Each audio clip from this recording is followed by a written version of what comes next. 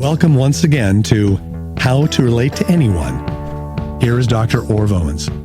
I don't know if it's morning, afternoon, or evening for you, but whatever it is, trust you're having a good day, a productive day, building some strong working relationships, and that's what this program is all about.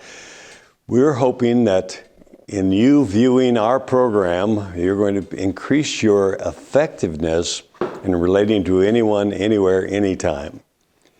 It's your responsibility. You can't expect people to relate to you because they probably are too worried about what you're thinking about them. So that ability to get out of your own shoes and get into the shoes of somebody else, build some empathy, some understanding of where they're coming from, their values that we talked about in the last lesson. All those things are vitally important in business, but it's also true in family and even in friendships and acquaintances. So hopefully all of this is applying to every area of your life, and you can plug it in and practice it.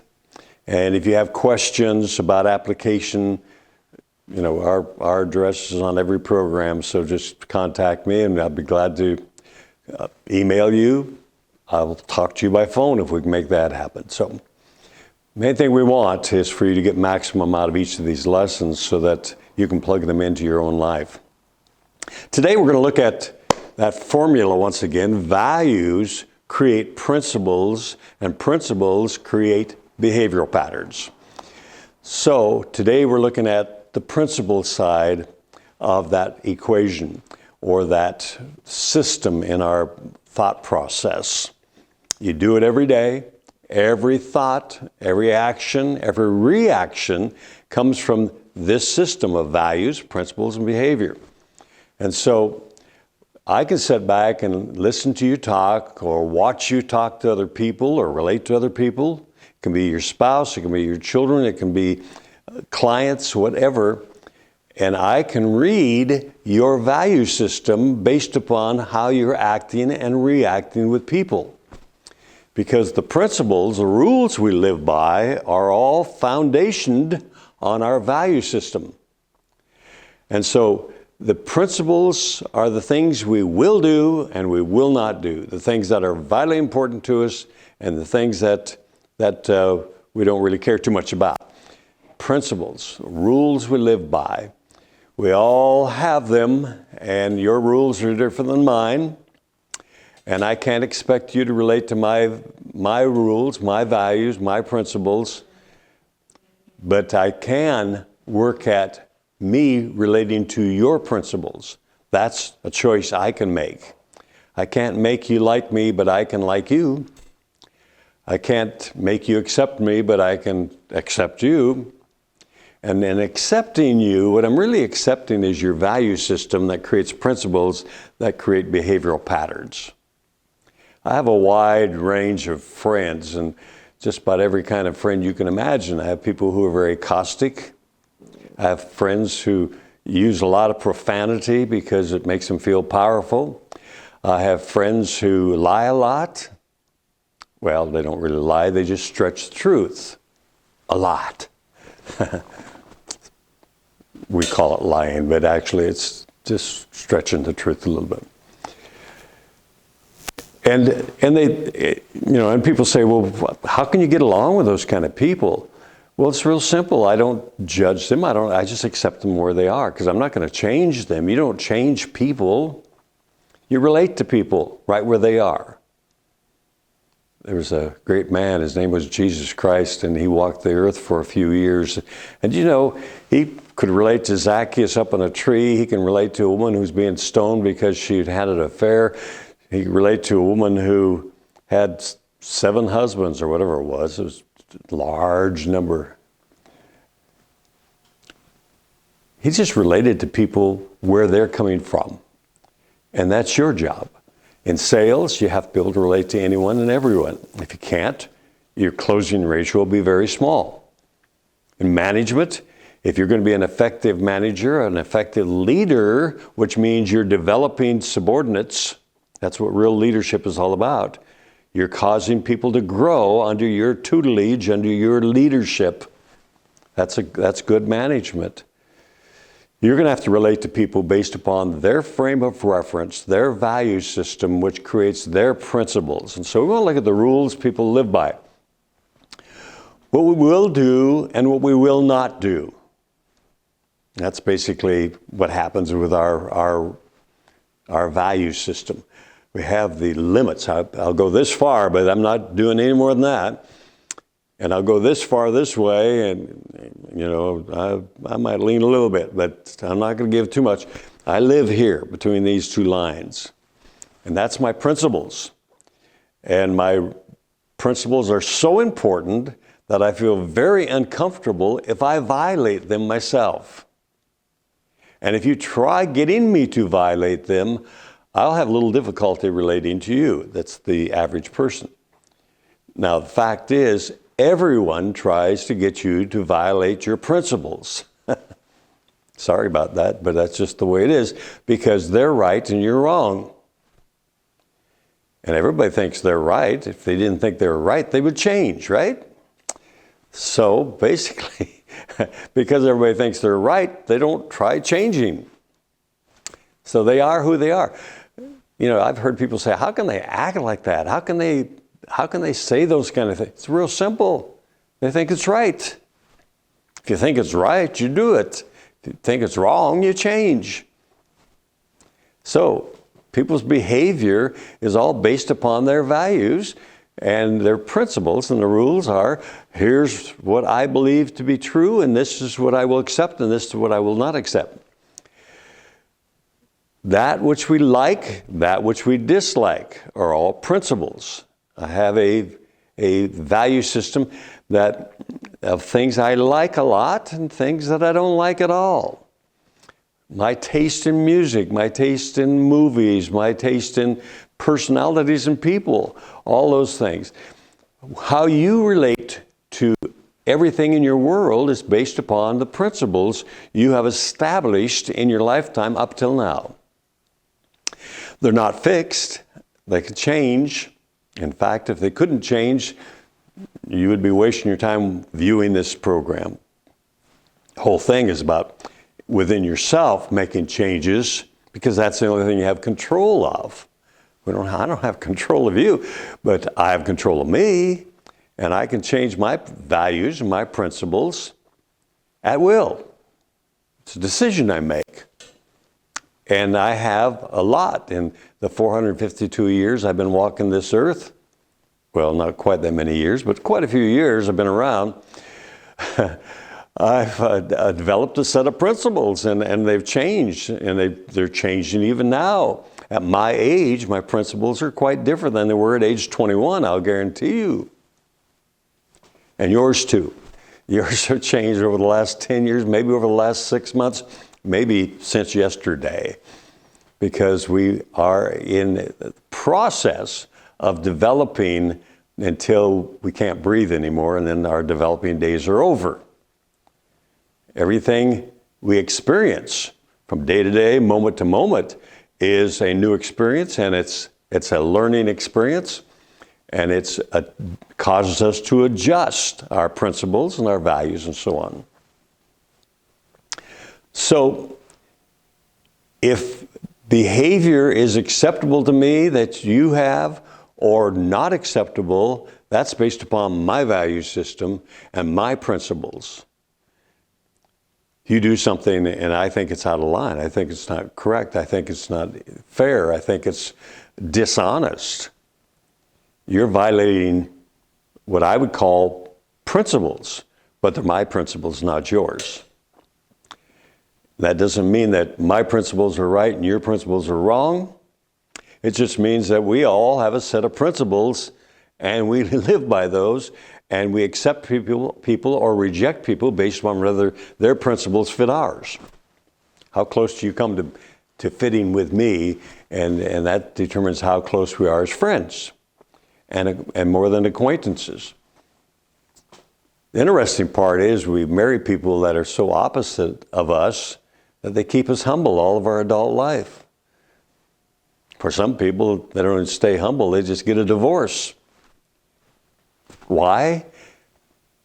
values and principles weren't in harmony. I can't live with her anymore. I can't live with him anymore.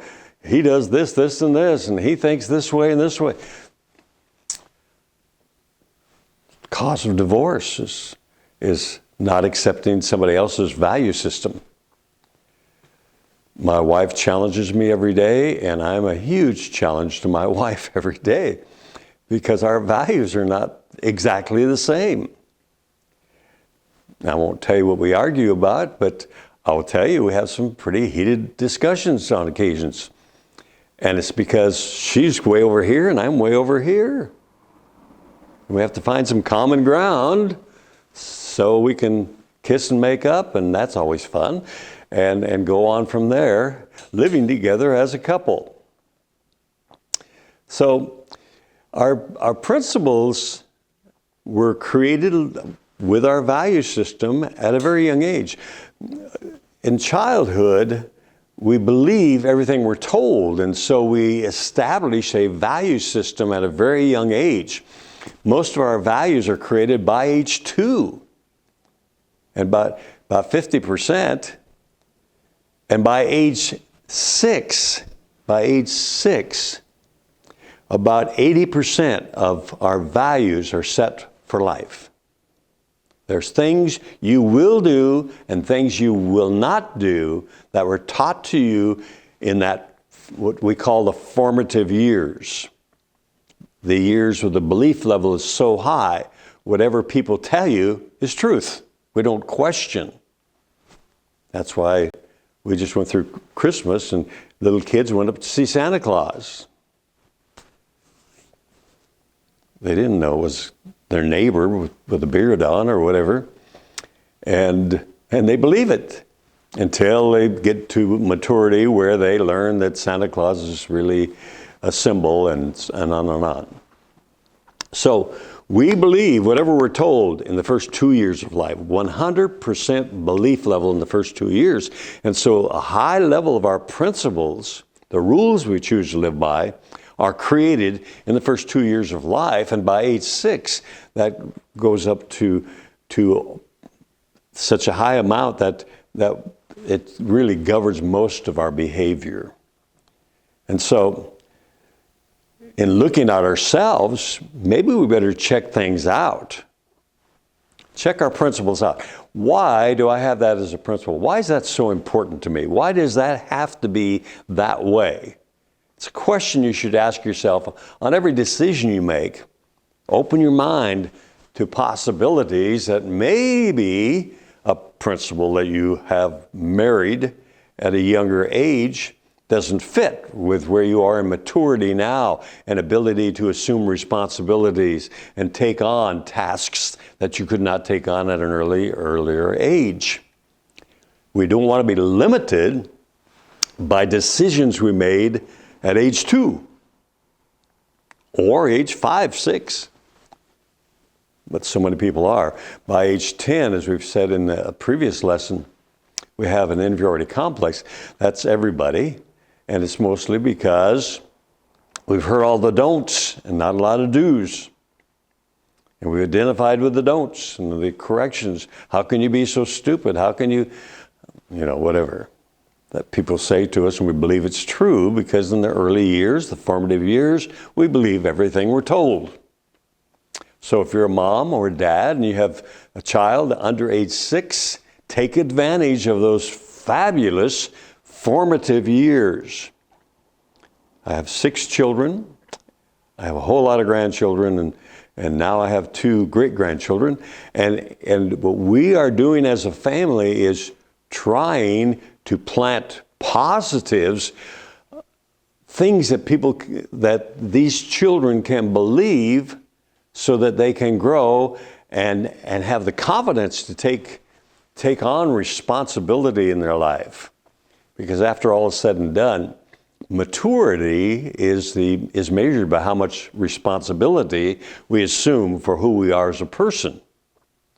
How much responsibility do you take for your actions and your reactions? Real easy to blame my mom and dad. It's real easy to blame my boss. Real easy to blame you.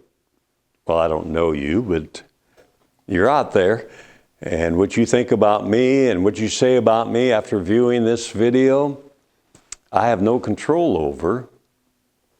So I have to accept the fact that you're going to say what you're going to say and believe what you believe. My job here, of course, is to make what I'm presenting easy enough to relate to that you can apply it in your own life in areas where you feel you have a need.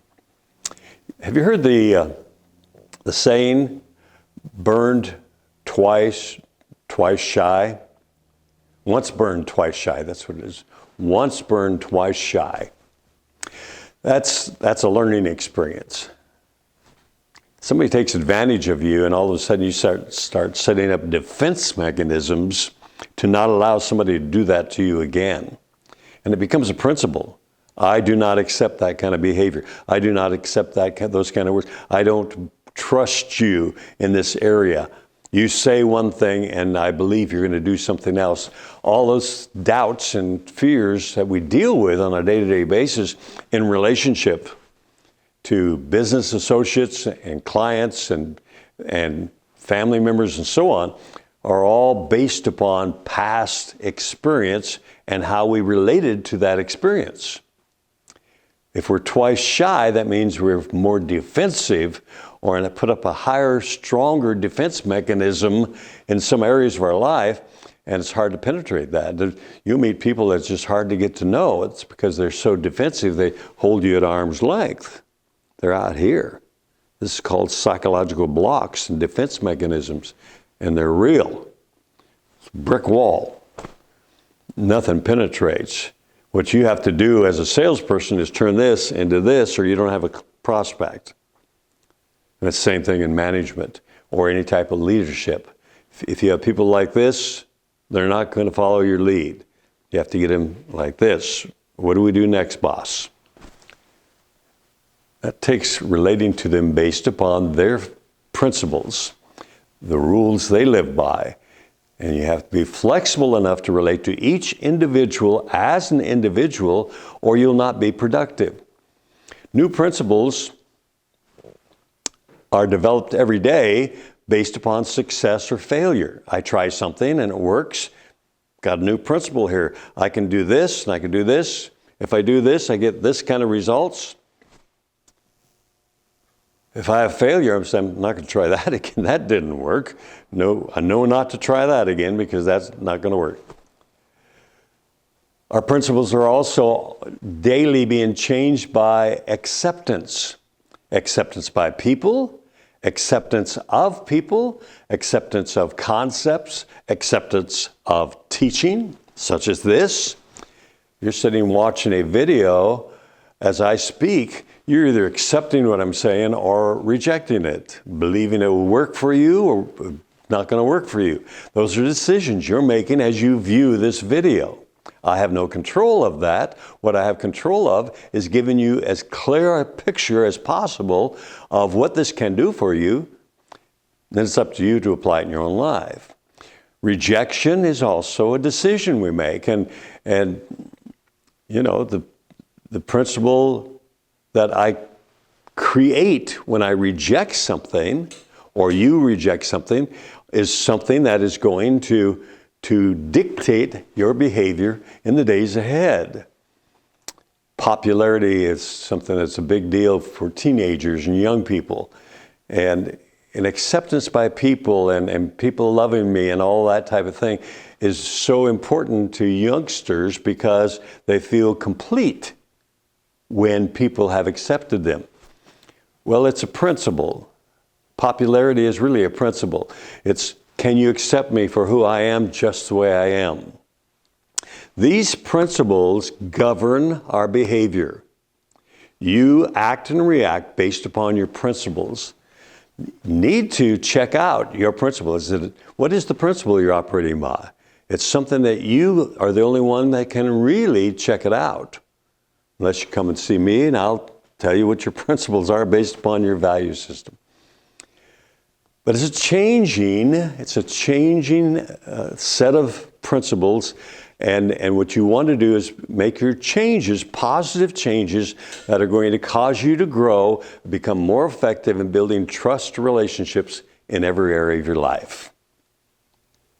Our decision making always takes into consideration the value that is based upon.